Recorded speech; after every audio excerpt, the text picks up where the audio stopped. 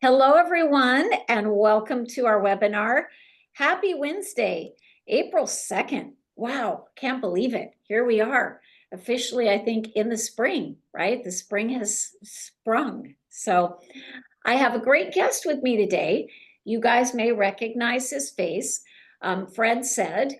He has been with us before to talk about buyer consultations. He has a buyer course that he does for Forward. He's kind of famous as an awesome trainer. And I just thought, hey, since this topic about open house is so important right now at this time of year, who better to be my guest today than Fred? Because Fred's team here in Orange County, California, which is one of the most, not the most, but one of the most competitive markets in the nation, and they are out there like an army every single week holding open houses. So I want you to get this straight from the street scoop. So do me a favor, type in your name in the chat box, where you're from.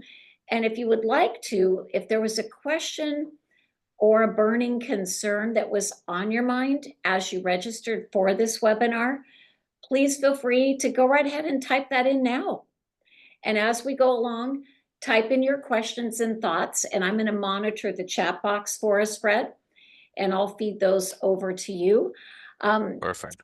But Fred, let's just start off with maybe what I might almost call a few limiting beliefs, right? And before we do that, though, I should wait. Let me let you introduce yourself. So in case they really like you today and they want to get in touch with you, Fred, Yeah. so tell them who you are, where you are, and how they can reach you. Well, Debbie, thank you for your time as always. With good morning or good afternoon to everybody watching today. My name is Fred Setup. I've never had the pleasure of either meeting you or coaching you or training you or doing a deal with you potentially. I've been in the business for, 21 years. I just realized that yesterday, April 1st, was my 17-year anniversary for being a Wow. full-time agent in Southern California. And long story short, we, started as a solo agent 17 years ago, built a team, and then scaled it and grew it, and then partnered with a guy named Ben Kinney about 5, 6 years ago. And we grew our Southern California location to what it is today. And we're roughly in about 5 different offices in Southern California. So we cover San Diego, Orange County, Los Angeles County. That's important to the open house conversation today. And we do roughly about 235, 245 transactions for about 165 million last year. And I still sell about 2 to 3 homes per month, which is one of my main focuses. How And many open houses in a typical month will your team hold? our standard baseline is 20 per week. Okay. So on the low end, depending on holidays, inventory, availability, probably 65. On the high end, probably 85 a month, Okay. And the roughly. reason I think Yeah. that's relevant is whilst many people here are not on a team or part of a team and they would never hold that many personally, I think it gives us a good sample of Mhm. experience, right? Because you're Yeah. in multiple counties, multiple price points, lots of different Yeah. skill levels for your Mhm. agents, and lots of different Yeah. um, open houses. So it's pretty good overview, right? Right. To draw some conclusions. Yeah. So some of the limiting beliefs are everybody that comes in has an agent. Mhm. So thoughts on that? Well, I've heard it a lot more ever since the rule changes happened last August with buyer representation agreements. And I do believe that's a myth understanding, or it's a limiting belief. Could they be working with an agent? 100%. Now, before the changes happened in August of 2024, my thought process was, when I started doing open houses 15 plus years ago, I would always ask the question, are you working with an agent? And 9 times out of 10, they would say yes. And then I'm Mm-hmm. like, man, I'm getting stumped. I'm getting stumped. I'm getting stumped. Then I heard some coach in the past or a leader say, instead of asking, are you working with an agent, ask them if they are 100% committed to an agent. When you phrase the question in that manner, they immediately come back. If they say yes, they have a buyer rep signed, or they're committed to their family member to use their services. But if they come back after saying, are you 100% committed? And they say, well, what do you mean? Or no, then there's an opening. Yes, And absolutely. then you go for the close, then you go for the opportunity, then you pitch your services. Are you finding that since the NAR changes that open house traffic is actually improve because people find it an easy way to get into houses without Yeah. committing? Are you seeing a difference? We haven't monitored it and I haven't seen a drastic difference. I think the same Okay. traffic has come through. People are still coming through, whether they're represented or not, and they're still using open houses as a vehicle to either shop for homes, just looking around, or take a serious look if they want to make an offer. I haven't seen a drastic difference. And I've got some notes here in the chat box we'll get Yeah. to in a second. Yeah. One other thought. Are your agents doing open houses during the week as well Mhm. as on the weekend? Yeah, our rule of thumb and kind of our standard in our organization to make sure our agents are successful, my partners are successful, is to do at least 2 open houses per week, Monday through Sunday. If they're doing a weekday open house in an ideal world like Monday through Friday, you'd want to do it after probably 2 p.m. or 3 p.m. when people are coming home. So you can Okay, get sellers and neighbors as well. And that's where a lot of people are off work that might want to come look at it. If you do like a 10 a.m. to a 12 or a 12 to a 2, it's kind of tough during the week because the vast majority run a 9 to 5. And then right. weekends, obviously, it's game on, 10 to 2, whatever the number is. But the goal I would have on a weekday open house is at least a 2 hour window. Okay, A weekend open house, a minimum of 3 okay. would be And ideal. and on that thought, when inventory, if you happen to be in a market where inventory is still low and it's Yeah. hard to find quality open houses to hold, then Mhm. it just makes sense. Why wouldn't you add some weekdays? So Mhm. let's say I'm listing it on a Tuesday and I want to hold an open house on a Thursday and then a Saturday and then a Sunday and potentially Mhm. it's sold, then you may want to have more days and extend your hours, right? Mhm. Because if you Yep. don't have a lot of opportunity, you Yep. maximize that opportunity. Now, quick story, Fred, and then I want to go over to the chat box, but Mhm. there is an agent in Orange County here that I know, and Mhm. he previously owned a jewelry store. So he was used to people coming in the door, coming to the counter. Open house sort of felt the same, right? It felt sort of normal to him. And what he did, as soon as he got into real estate, he begged and borrowed open houses anywhere and everywhere. Now, I don't know, I'm not saying this would be my normal advice for all of you, but even if he had to drive an hour or two, he drove and held an open house. And he did them, if he could, from 9 to 5 or 6, depending on the time Mhm. of year. And Smart. he said, if the owner's gone, if they're okay with that, I'm thinking, this is my mobile office. I'm going to make my calls. I'm going to do my work. I'm going to run my business like I would at my home office or my office. And he said, if I only got one prospect in the early part of the day, but potentially they were a good prospect. So here's the deal, guys. I'm not saying you're all going to do this, but he held 300 open houses in his first year in the business Mhm. and he sold 44 houses, right? So, not complicated. He just put himself in the path of people. Yeah. So, Fred, we're going to go into the chat box, but first, can you walk them through, because you have a very strategic plan for Mhm. working an open house. You guys don't just show up there and throw up a couple signs at the last minute. Right. Walk Right. them through your open house game plan, then we'll go to the chat box. So, ladies and gentlemen, in an ideal world, let's say you're doing a Saturday and Sunday open house, kind of a typical day and time, right? 12 to 4, 1 to 4, 11 to 2, whatever the number is.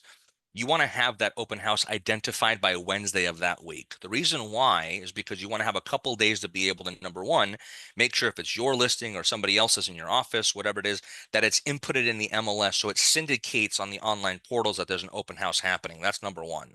A lot of agents forget that and wonder why there's no traffic coming in from the apps. Number two, you want to be able to strategically market the open house on social media in an ideal world with some posts. The next thing is we like to circle prospect the area. Obviously, do not call anybody in the DNC list Right. whatsoever. Scrub that, whoever you get your data from, but make sure you circle prospect, inviting them to the open Or house. knock if you don't like to call. And You then could. fourth, Yep. 100%, either day of, knock at least 5 or 10 doors. If you want to get crazy, knock the day before 100 doors, whatever your recipe is for door knocking. But if you could do a combination of those and you have somewhat of momentum going into the open house with minimal effort, I would say, then when you do the open house, have proper amount of signs. It could be 8, 9, 10, 12, 20, depending on the area.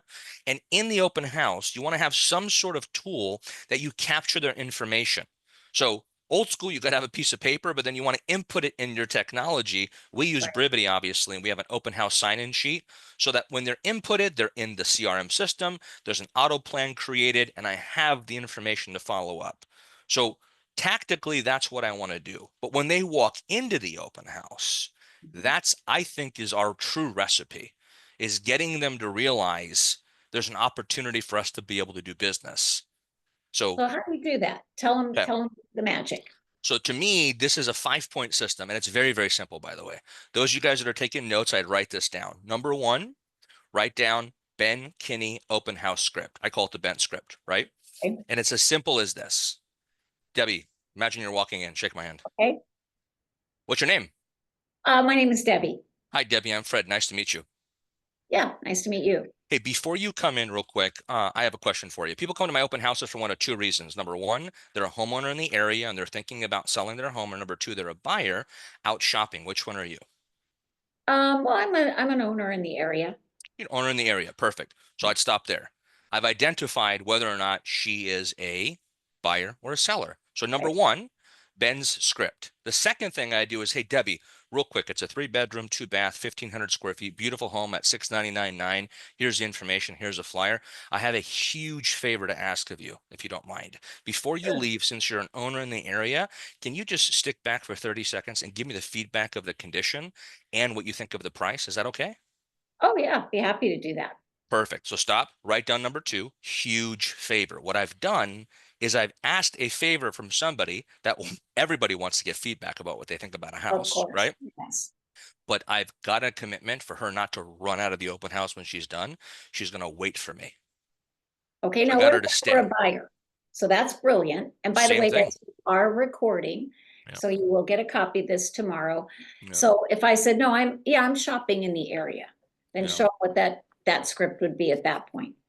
Great. So the huge favor script would be the same thing, whether they're a homeowner or not. Now, Okay, so number one's Ben's script. Number two, huge favor. Number three, when they come back and I ask for their feedback and they give it to me, the third thing is ask strategic questions. So this is when it matters whether they're a homeowner or they're a buyer. So if they're a buyer, I'll just go through a basic LP Mama script. Where are they looking? What areas? What price point? Bedroom? The basics. And okay, in that dialogue, I will ask the question if they're 100% committed to an agent and if they've signed a buyer representation agreement. So in those questions, I will ask that so I know who I'm working with. If they're a homeowner in those strategic questions, I'll ask if they're thinking about selling their home, at what okay, price would they consider selling their home? And if they sold their home, where would they go next? Just basic strategic questions to find out what the homeowner is doing. Now, that's the third thing I would do, which is ask strategic questions. The fourth thing I would do, based off what they tell me, I'll create urgency, right? okay, I love creating urgency. So if it's a buyer saying, I'm not committed, I'm thinking about buying, I'm a first time buyer, I'd say, you know what? Great news. Inventory has increased in Southern California. Sellers are actually giving buy down credits, and I can get you a home at a great price at a great rate. Or whatever my pitch is for that specific person, I want to create some sort of urgency so they would want to work with me or at least meet with me after the open house so we can discuss our services. And then the fifth thing that I do is I'll close for the appointment. Either a buyer consultation, a Zoom call. If they're a homeowner, I'll close and say, I'd love to stop by this afternoon after my open house to do a quick 2-minute tour, and I'll get you a free custom home valuation. But those are the 5 things that we do as far as Ben's script, huge favor, ask strategic questions, create urgency, and then close for the appointment. When I do and all again, those, this is recorded, so they can go yeah, back and listen, but tell yes. them the LP Mama script. So LP Mama is, I think, the original script with working with any buyer that comes through online, referral, open house, anywhere. And it's an acronym that stands for location, price, motivation, agency, Okay, right? Mortgage, which we'll talk about, or cash, and then appointment. LP Mama. So we asked the basic question, location. What location are you looking in? This city, other cities? What price range? 650, 850? Perfect. Are you currently renting or are you currently own? That's motivation, right? okay, Agency. Are you 100% committed to an agent? Have you looked at properties with an agent? Have you signed an agreement with an agent? And then mortgage or cash. Are you planning on getting a mortgage? Or are you buying cash? And Okay. then the last A is you're booking the appointment, which is closing for a buyer consultation. Awesome. All right, cool. So let's go to the chat box really quick because that was a lot. So Jen says, I haven't done open house in a while. Actions or thoughts you recommend so I can have 50 plus successful open houses. Now, of course, we talked all about that, but what we didn't talk about yet Mhm. is the follow-up. Mm, Because here's where I see agents fail. They yeah. do the open houses, they put in the work, they take their time to go there on the weekend, and then the follow-up after the open house is not appropriate or adequate. So how do you train your people to follow up? Well, the first thing we have to understand, and you and I 100% agree on this, is if we believe, whether it's an open house, which we're talking about today, or a lead generated elsewhere, if we actually believe that all we have to do is call the lead once or twice the day after the open house, and we have to have an expectation that they're going to pick up the phone and want to work with us, we're just sorely mistaken. So in that situation, we have to acknowledge that, hey, people are busy. They're getting robocalls, they're getting robo texts, they're getting a ton of calls. We can't Mhm. expect that they'll call our missed call back or our voicemail. We have to call on average 5 or 6 up to 12 times within 7 days of generating the lead. So if I generated on this past Sunday, then for the following 7 days, I better have anywhere from 5 or 6 at minimum, as more as 12 attempts. That could be 5 or 6 or 7 calls, 5 or 6 or 7 texts. But believe Mhm. it or not, we have to be on the proactive, aggressive side and lead follow up, especially with open house leads. Otherwise, there's a high likelihood that we're not going to get them back on the phone. We're not going to be able to convert them, and we'll never have an opportunity to meet with them. Yeah, it's interesting. An MIT study said 50% of leads are never followed up on. The Hmm. 50% that are, that's usually one or two attempts. And the magic happens between 6 to 12 attempts in a short period of time, Right. which fits right into this. And Fred, sometimes people will say, well, I don't want to be that aggressive. I'm not comfortable. Then you won't convert at a high level. That's just it, bottom line, right? And that's why Zig Ziglar, great sales trainer, passed away years ago, had a saying, timid salespeople have skinny kids. Now, one other thought would be, or skinny checkbooks if you don't have Yeah. to. But one other thought would be for all of you, my mindset at open house, and I held thousands of open houses in my career, and I won't say I loved them. I loved them because I made a lot of money from them. I didn't always love being there on the weekend, right? Right. Right. But they were just too good to not do.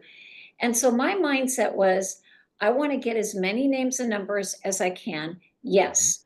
But also, I want to hunt in this open house today two fabulous people that are willing to set an appointment with me before they leave the open house. So, yes, I'm going for contacts and nurturers and potential leads, but I also wanted to hold myself accountable not to be too passive, to be there looking for that opportunity. And Fred, often, I always previewed and prepared for the open house. So often it would be showing one of those people a house right after open house or going to their house in the neighborhood and letting them take me through.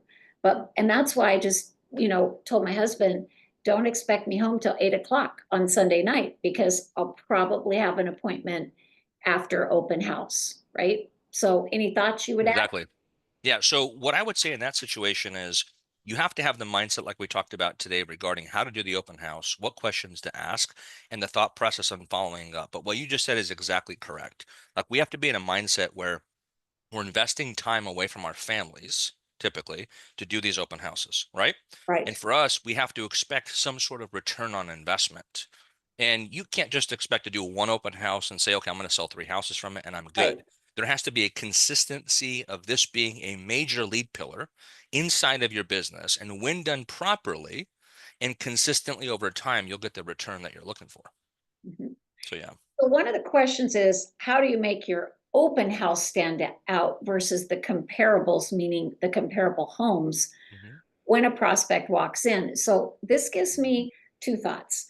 And then I want to hear your feedback on this. Of course, Yeah. number one, if it is your listing, you're going to do your best to prepare that house, have it in good shape, turn on the lights, have cookies if you want to, whatever you do to make that special, and any information that they would need.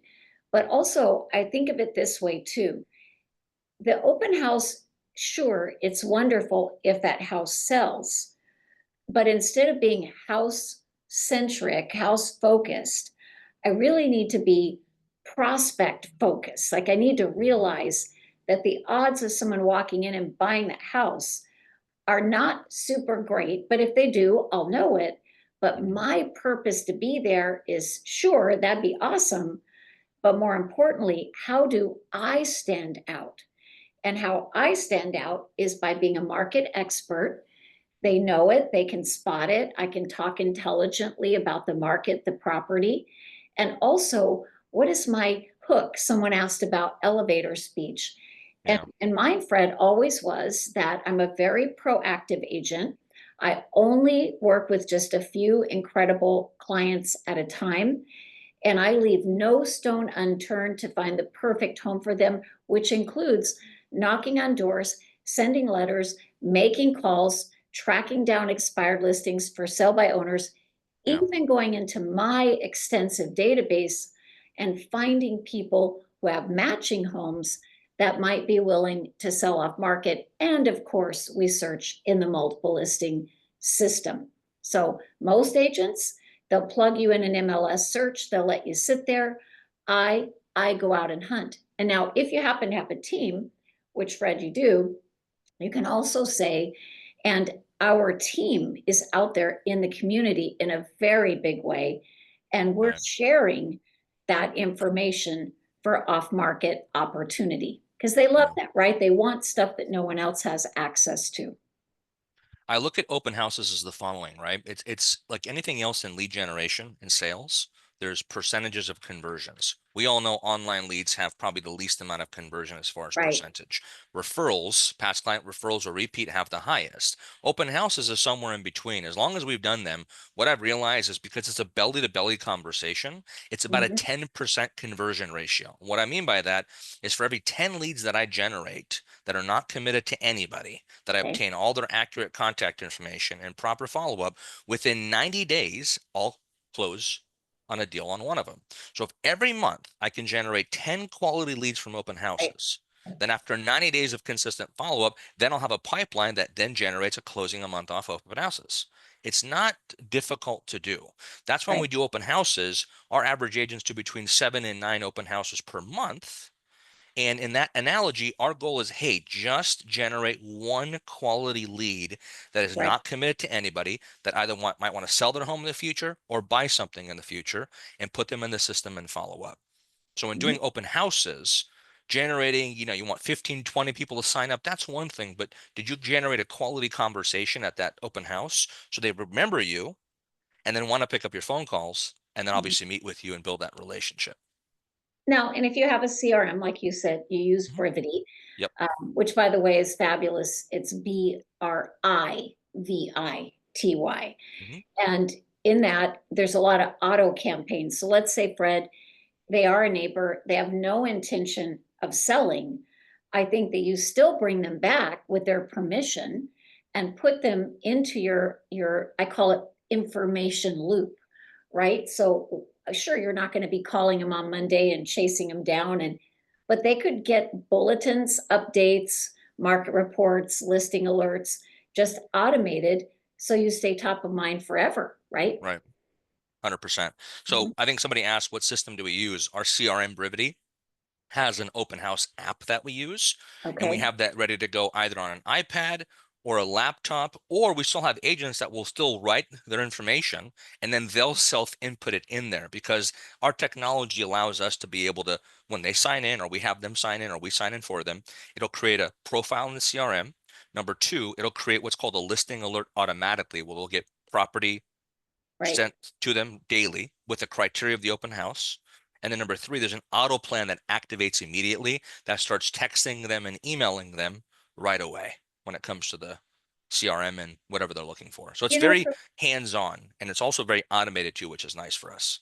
and here's the thought, whether they're filling it out electronically or writing it by hand, Mhm.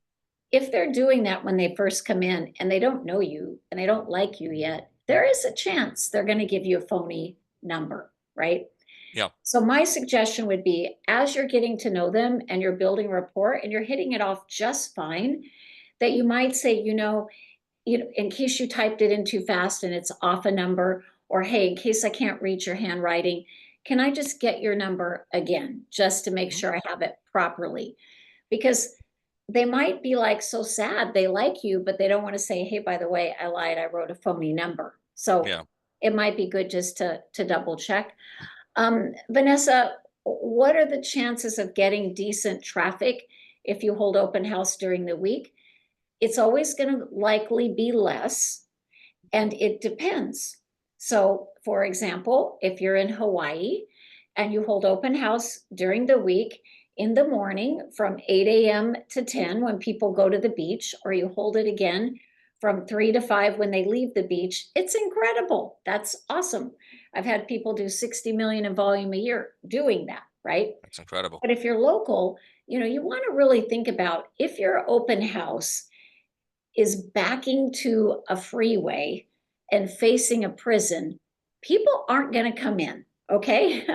Because now people might buy that house, but it's not attractive as a first choice. If it's a little messy, ugly on the inside, I don't care.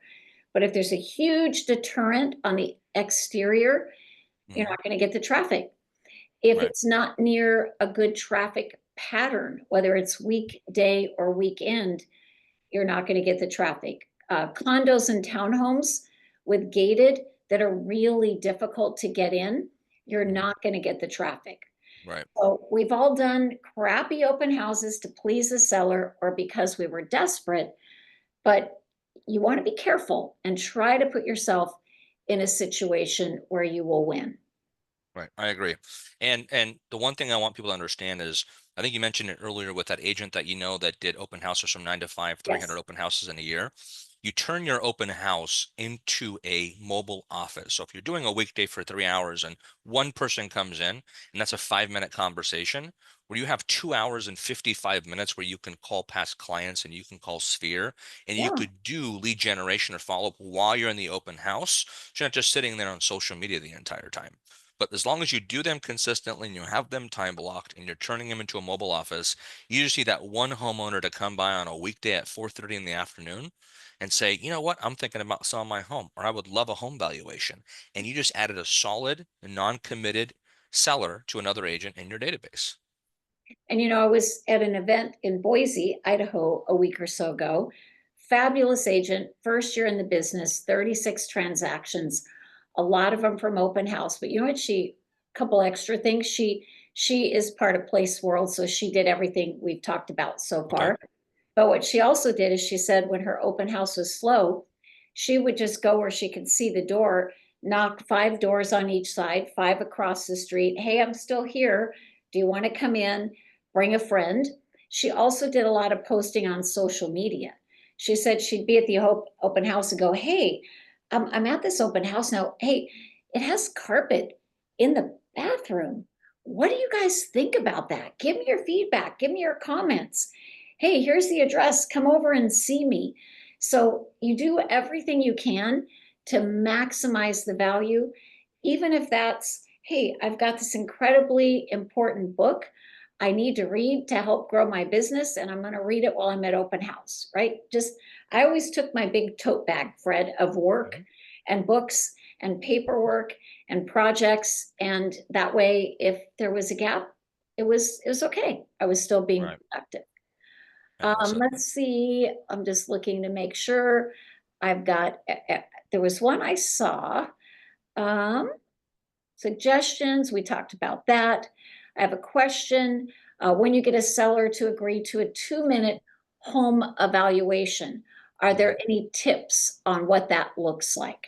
That's a great comment. So when I'm pitching them at the open house, I would say, okay, Debbie, let's role play. You're right there. So Debbie, hey, I appreciate you're down the street. Thank you for the feedback. It sounds like you're not wanting to sell anytime soon, but it definitely you would love a home valuation. Hey, I'm going to be done here at 4 o'clock. I'm going to wrap it up. Can I stop by about 4:15 or 4:20 just to do a 2-minute walkthrough to get an idea of the condition of your home? It's okay if it's a mess. I won't judge. It'll give me a better idea to give you an accurate home value. Is that okay with you? Yeah, sure. Do you Cool. find that a lot of people like to show you their home? No. They don't want to let you in Well, if it's that sudden, like in an hour, like, oh, my house because is it a might be mess. messy. If the husband Yeah. comes in, oh my gosh, my wife's going to kill me. There's no way, right? So that's fine. And in lieu of that, if they don't give me the tour, here's what I ask. Mhm. I'll say, great, no worries. How about I ask you a question so I can get a better idea? On a scale of 1 to 3, 1 being your home is completely original, 2 being you've done some upgrades, Okay. 3 being it's highly upgraded, what would you rate your home? It's a 3. I put all this, so they'll tell me what it is. I'll say, great, well, I appreciate that. So here's what I'll do. I'll get you an updated home value and a CMA in the next 24 hours. Understand that that's without me looking at it. And let's carry on the conversation. So why don't we set up a Zoom call for tomorrow afternoon where I can share with you my screen and walk you through the CMA for 5 minutes, and then we can go from there. Because I want to get something face to face with them. Right. And a Zoom call allows me to have a 3 to 20 minute conversation talking about the value, and then I can ask more strategic questions. Well, if I got you 1.1 million, where would you go? Well, Mhm. I would get this larger home at 1.6. Well, I can get you 1.1 now. You're kidding me. And that takes the conversation to a more committed dialogue. And then I book the walkthrough in a couple days. So that brings up a good point. The fact that they tell you they're not moving, but they want an evaluation Mhm. and they're maybe willing to let you see their home or to get on a Zoom with you. Right. Now, maybe they're just a nosy neighbor, but you Yeah. kind of have to wonder, hmm, what's going on here? Because, guys, we got to be clear that Yeah. they don't tell you everything in the first couple of minutes that they meet you. Just like when you walk into a department store and they say, can I help you? What do you all Yeah. say? Just Yeah. looking. Just looking. But Yeah. you're probably there to buy something, and it'd be so much more efficient if you got help. So that's why it's the probing, the questions, the next step. Now, ultimately, I might determine they're not selling, and I'm just going to put them in that CRM and Yeah. I'm going to nurture them. Fred, I did see a question. I was trying to find it, and I just remembered what it was. If you have multiple people Hmm. in the open house, how Hmm. do you handle that? And Oof. and I have a That's a quick good one. Go for it. I always made sure to try to ask those questions up front quickly of each person that I could. Hmm. And then I sort of had to just assess who's the nosy neighbor and who's the more qualified prospect, Yeah. even to the point of who's more receptive to me. Like Yeah. if I got three and I got to choose one to focus on, I want to Yeah. choose wisely, right? Yeah. And of course, hopefully capturing the others on your sign in sheet. And then that way you can circle back to them later. So my answer is literally exactly that. I will find out quickly who I have the highest likelihood of building a relationship with, who's not committed, who's ready to rock and roll, and then I'll literally invest 5 or 8 minutes in that person, and I'll let 2 or 3 people go beyond me so I can get that one quality lead in that dynamic. Yep. So you and I are doing an event coming up in May in Southern California called Billion Dollar Masterminds, and the theme of that day is going to be dominate. And I think one of the things that you do really well, Debbie, and you just literally showed it, is that you're dominant in negotiations, and you're dominant in asking questions, and you're dominant in how you prep the individuals. So at an open house, it's the same thing when it comes to a consumer walking in. You just got to be skilled and you got to be talented enough where at least you're there to ask the questions. Now, the mindset that I would give around this conversation is one thing. And I learned this a long time ago when I was failing at open houses as a young solo agent. I'm like, hold on a second. I'm spending 3 hours doing the open house, an hour to get ready at home, 90 minutes to put signs up and drive there. I'm 5 or 6 hours away from my young kids and my wife. And anybody who walks in 5 or 10 or 15 people, there's a 99.9% chance I'm literally never going to see these human beings again in my life. So Right. why don't I go for the moons and stars? Why don't I ask that additional question? Why don't I get out of my comfort zone and ask if they're committed to an agent? Why don't I ask for the opportunity to at least spend some time to see if I'm the right agent to be able to help them with their purchase or their sale? I have nothing to lose. So when I had Right. that mentality, then we just took it a step further and a step further, all ethical, obviously, but just out of our comfort zone. And then we just got better and better. So that means we can get skilled faster. But if you took that mentality that you'll never see them again in your life, unless you're a next door neighbor or something, then you will go all out with these individuals. And I think a way to be, I guess I'll use the word aggressive, although it's kind of a negative word, but I think the way to be gently aggressive is to be excited, Hmm. to be enthusiastic. Yeah, I love this neighborhood. Well, Yeah. sure, I get it. This house is more than you're interested in. But you know what? I've been talking to all the neighbors. We've got a couple in our pipeline. Let's do this. Let's sit down and really figure out what you're looking for. You guys are nice. I like you. Let's talk some more. So Hmm. you can really come from that spirit of just, I like you and enthusiasm, and I'd love Yeah. to help you. And I love this area.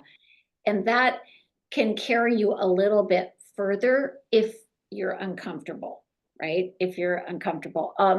Now, Kathy said, do we recommend having an additional person there? And also from a standpoint of security, Hmm. guys, you certainly can. And a thought might be maybe your lender would be Hmm. willing. It's going to be a red hot open house, and they Yeah. can meet people and prospects, and you guys can funnel them back and forth after the open house.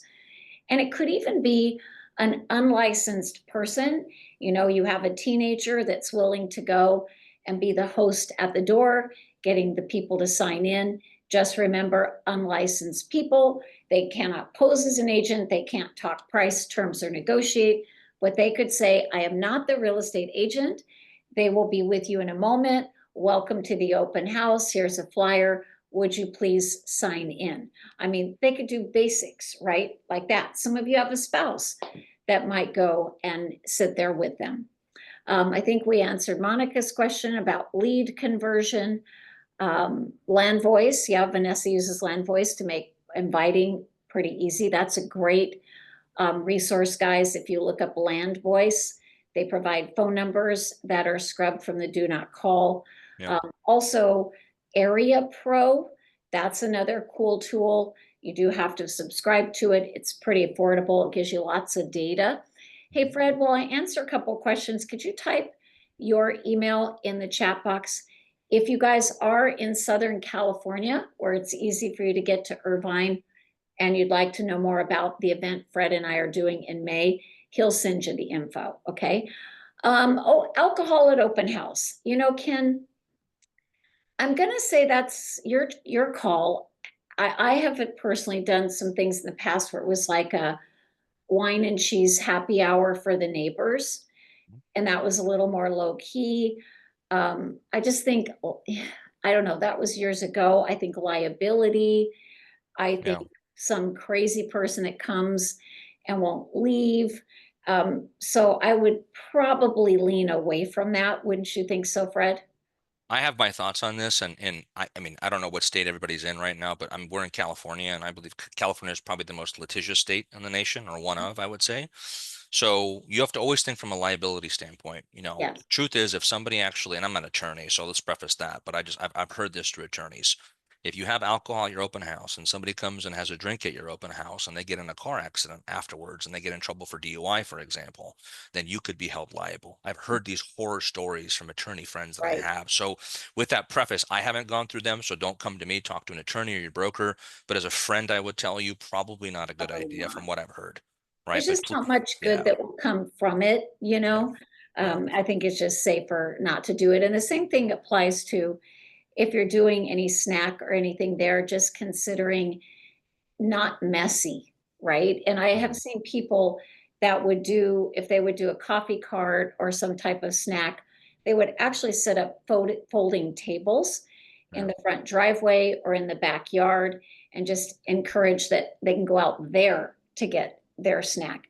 I have mhm, seen something that was very cute. It was their geographic farm area, and they had these custom made cookies, like sugar cookies, and they were painted. They basically matched the exact house.